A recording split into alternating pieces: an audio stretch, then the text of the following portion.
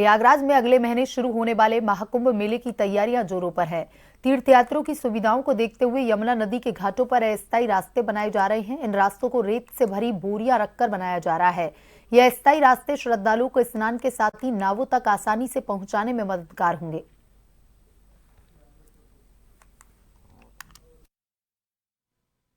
यहाँ ये सामने आपकी जेटी बन रही है, आपके जस्ट पीछे जेटी जमुना जी में बन रही है। जेटी बन के जब तैयार हो जाएगी, पटरे लग जाएंगे, तो वहाँ से करीब 30 मीटर ऊपर तक ये बोरी की सीढ़ी बनेगी।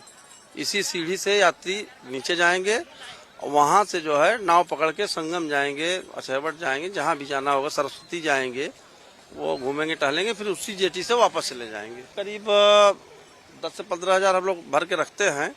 जैसे बीच बीच में जो लगी 8-10 हजार जो लगी, उसके बाद रखे रहते हैं, तो बीच बीच में जो है पलटना पड़ता है, कट जाती है, बालू की वजह से चलते चलते कट जाती है। प्रयागराज के त्रिवेणी संगम पर अगले महीने शुरू होने वाला महाकुंभ दुनिया के सबसे बड़े धार्मिक आयोजनों में से एक होगा, जिसकी तैयारियां जोरों पर हैं। कुंभ नगरी में अलग अलग समूहों को रहने के लिए जमीन दी जा रही है, जहां रंग बिरंगे विशाल पंडाल बने हुए हैं। हर पंडाल की डिजाइन एक दूसरे से अलग है। अलग अलग संगठन पंडालों को सजाने में जुटे हैं।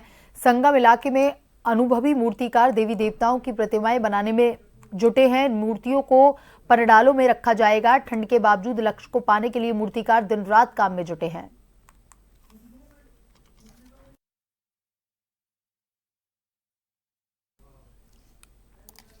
प्रयागराज के त्रिवेणी संगम पर अगले महीने शुरू होने वाला महाकुंभ दुनिया के सबसे बड़े धार्मिक आयोजनों में से एक होगा, जिसकी तैयारियां जोरों पर की जा रही हैं। कुंभ नगरी में अलग अलग समूहों को रहने के लिए जमीनें दी जा रही हैं। वहीं रंग बिरंगे विशाल पंडाल बना रहे हैं। हर पंडाल की डिजाइन एक दूसरे से बिल्कुल अलग बनाई जा रही है। अलग अलग संगठन पंडालों को सजाने में जुटे हुए हैं।